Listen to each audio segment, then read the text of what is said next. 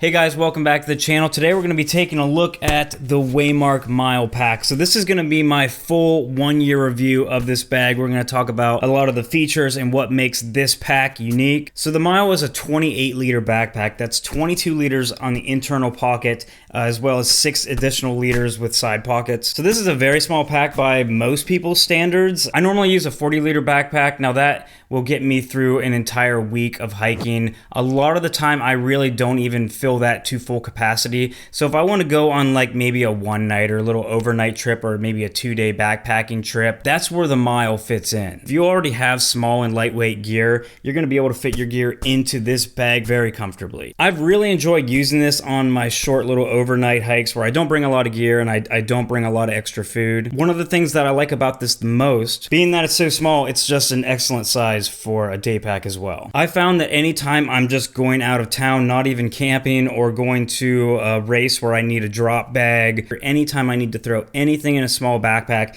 this has been my backpack of choice. The features make it very, very good for that. I'm going to get into that, but first I want to address the material, what this is made out of. So this pack is actually one of the first ones. This is not a paid video, but they sent this to me a year ago. I think it might have been a prototype at the time, but this is X-Pack material. So instead of making this in X-Pack material, now they make it in Eco-Pack, and I've actually been told that they have switched completely and all their packs are now made of Eco-Pack. If you don't know what the Eco-Pack material is, it's a revolutionary new material that has just jumped on the market within the last year or two. Super lightweight, extremely durable, way more abrasive resistant than other expensive backpacking materials like Dyneema or DCF. I have a bag made out of the Eco-Pack and it's absolutely an amazing material, so it really excites me that they are making the Mile as well as all their other packs out of Eco-Pack now. Price on this is $140, which I thought was pretty normal, maybe a little expensive for X-Pack, but now that I know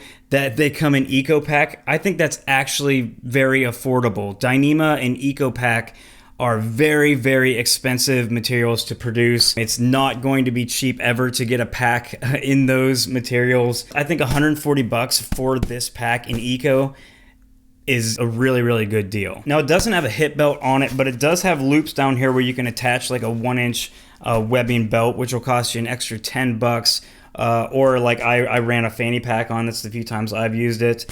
You can also get add-ons like this shoulder strap, which will cost you an extra $20. Now when it comes to features, there's one thing that sets this pack apart from all other ultralight packs. So you can see it's got a waterproof zipper, or at least a very water resistant zipper. This is a YKK Aqua Guard. So this pocket actually extends about this deep in this pack, and it's got a little divider in there as well, so you can keep things behind it and in front of it, keep a little bit more organization in there. But I really enjoy having the zipper pocket. At first I wasn't sure how I was going to like it because when it's a flat pocket, it doesn't actually have extra material. You can't put a whole lot of stuff in there. Like let's say I completely pack this pack out to full capacity, it's going to be pretty tight to get down into that pocket. I found that towards the top of the pack, I usually don't have like a whole lot of stuff, or it'll be like a food bag that's not completely packed full. So I've actually gotten a lot of use out of this. Initially, I thought it would be cool because I can put my wallet and my keys in there, stuff that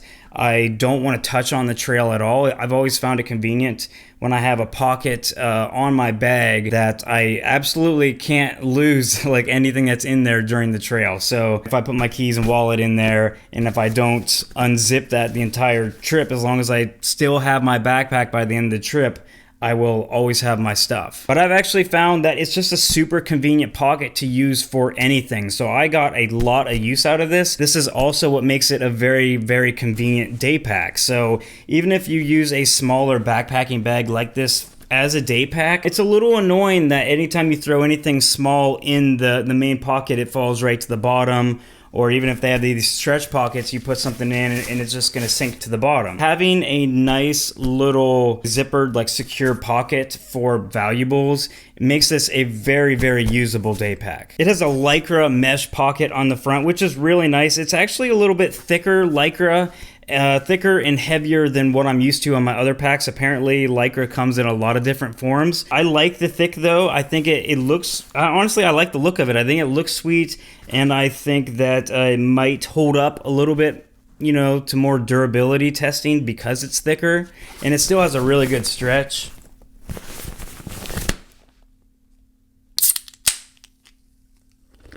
The side pockets on this are pretty low profile, pretty easy to get into. They have a stretch, like a shock cord on the top in there. They're non-adjustable, and they actually are pretty tight. I'm used to pockets that are a little bit looser, or I keep them looser because mine are adjustable. And these ones, they will hold 2 bottles. They'll hold things like this sleeping pad. They're a good size. It's got a single compression strap on the side here for attaching gear up through, which I really like. These are maybe my favorite type of compression on backpack for attaching gear.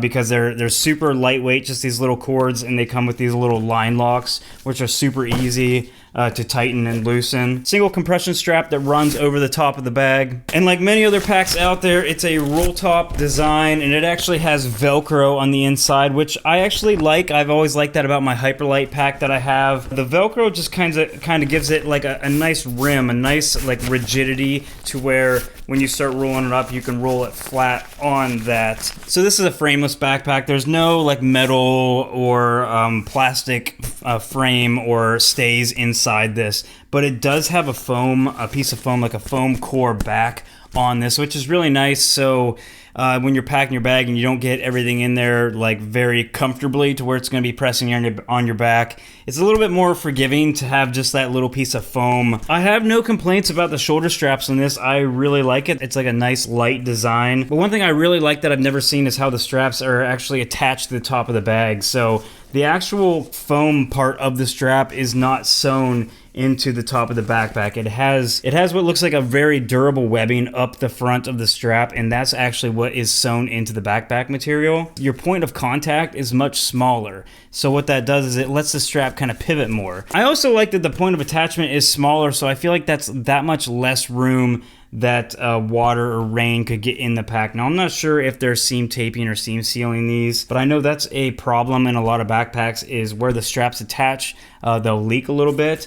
Granted, this one has a seam all the way across, so I don't really know if it would matter. The small attachment point really allows for a lot of mobility in the straps. I know I had an old Kelty, and the straps just felt like they were like solid, like you could hardly twist them. You had to get in that backpack. It was kind of annoying. I've never seen a pack that attaches straps like that, and I just really like that. Molly webbing up the sides. I keep my camera capture clip by Peak Designs in one of these. It fits right through the Molly webbing, and it fits perfect. Over here you can see I have the Waymark stretch pocket, which is amazing. I absolutely love this pocket. I think for any backpack, if you don't have a pocket on your strap, if you're not utilizing that space, you should go buy one of these, because this is a really, really good pocket. I don't know if they make this for water bottles. It looks like it's a little shallow for that, but I only use it for like my GPS device or my phone. I usually put my phone in there, or a couple candy bars, snacks or something. The pocket works great for that. Down here does not have a hip belt. Like I said before, 10 bucks, you can get the 1-inch webbing that'll attach to these loops with little sick clips, they're called. Back on the front, it's got 2 trekking pole loops here and a little shock cord holder up top here for it. Something that I really liked about the design too, which is it's just a cool design, is that they put this little flap of fabric over top of where the zipper is closed. You know, you might always have that little bit of area where the zipper doesn't quite meet all the way to the end when you shut the zipper, but they got that covered because the rain will just drip right down over that little piece of fabric there. And plus, it just looks really cool. I just think all in all, this is a really, really cool looking pack. So I'm going to get to my dislikes of this pack, but first, the few things that I absolutely love the most. Number one, the entire look of this bag. I think this is a flawless design. It looks so cool.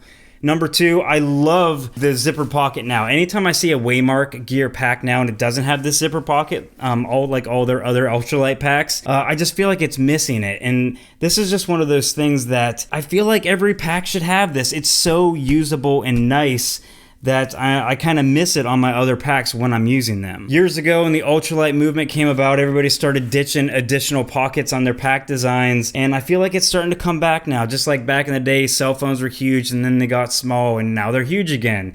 Maybe we're getting to the point where ultralight packs are gonna start having more pockets. All right, so the things I don't like, there's not a lot, but okay, so the pockets on here, there's a shock cord on here, and they'll fit 2 water bottles in here, like I said.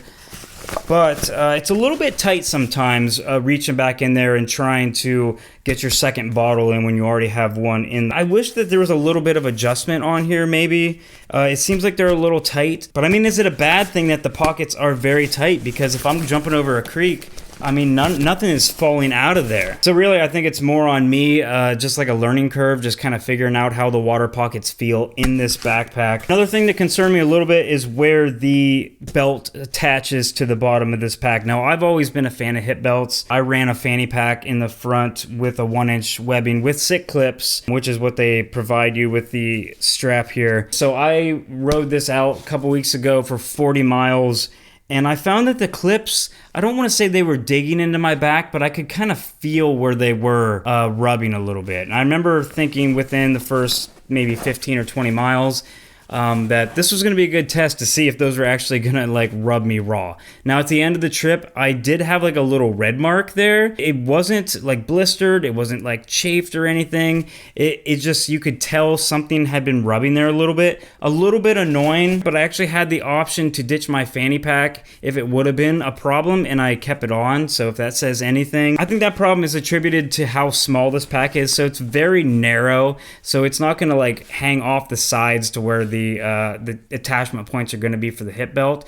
It's going to be like kind of behind your back because the thing is so skinny. So the shoulder straps actually connect with these little triangle pieces here, and I feel like if this triangle piece was like an inch longer and maybe attached down further on the pack, it would kind of cover that attachment point, because this little loop is on the outside of that. So really they were kind of thinking about that. They actually blocked the clips from touching you on the top side, but I think where the clip will hang down just below that little triangle, it will actually still put some pressure on your back. Small cottage companies like Waymark are always improving their products. They're always doing testing. So chances are, if you buy this pack in the future, it will probably be a better version of the one I have. I mean, this pack has only been out for a year. This is the Gen 1, and the Gen 2 is already so much better, I'm sure. So big shout out to Waymark Gear for sending me this. This is my first experience with any of their products, and I am highly, highly impressed. So go check them out. If you guys got any value from this, make sure to subscribe to the channel and hit that little notification bell. But yeah, that'll do it. So I'll see you guys on the next one.